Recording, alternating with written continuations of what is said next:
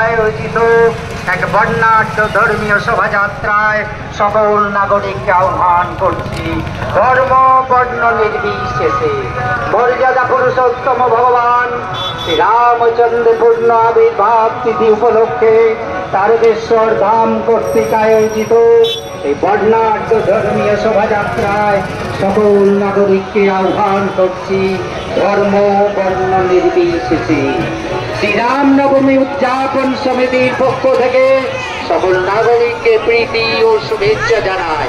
সকল নাগরিককে প্রীতি ও শুভেচ্ছা জানায়।